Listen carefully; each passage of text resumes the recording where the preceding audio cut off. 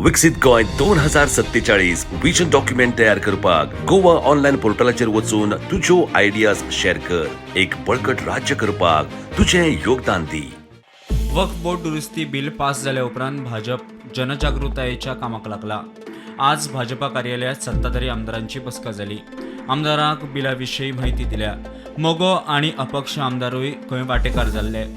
जसजशी लोकसंख्या वाडटली तसतश्यो समस्या वाडटल्यो। भविष्यात अनेक समस्या तयार जावं येता म्हूण हे बिल म्हत्वाचे। भाजपाचो राष्ट्रीय सरचिटणीस आणि खासदार राधा मोहनदास अग्रवाल उलयलो। गोवा में वक्फ की जमीन नहीं है तो क्या गोवा के नागरिक नहीं है? ये मैं तो कह ही रहा हूँ, मैं तो उन्हीं की बात को दोहरा रहा हूँ ना कि ये सच है।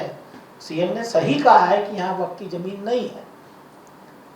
ये गोवा देश का सबसे शिक्षित प्रांत है।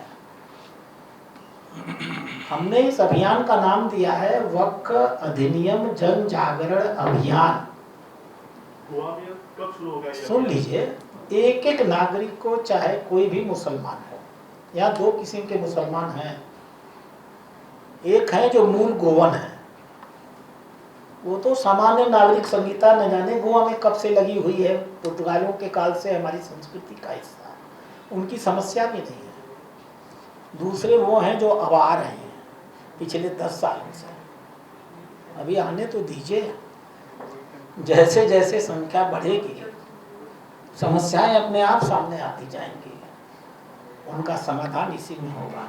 मोगोचो आमदार सुदीन म्हणटा ह्या बिलाचे फायदे खंय 10 वर्सां उपरांत दिश्टी पडटले। इमिजिएट आमकां तातूंत सक्सेस जरी न मेळ्ळो तरी फुडल्या 10 वर्सांत आमकां कळून येतलें की हें कितें चल्लें तें। कारण 2006 जी प्रॉपर्टी वक्फ बोर्डाची आशिल्ली ती आज जवळ जवळ 6 टायम्स जाल्या। ही कशी जाली हे सगळें आतां इल्लें सगळ्या भारतांतल्या लोकांक आनी तांच्याय कम्युनिटीक कळटलें। जशें वक्फा विशीं जाला तशें चर्ची विशीं जातलें काय म्हूण एका मायनॉरिटीच्या आमदारान प्रश्न काडिल्लो म्हूण सुत्रां सांगता। वक्फान जमनीचे गैरव्यवहार केल्या तशें चर्चींनी ना, चर्चीच्या संदर्भात तशें जावचें ना म्हूण अग्रवालान खंय त्या आमदाराक जाप दिल्या।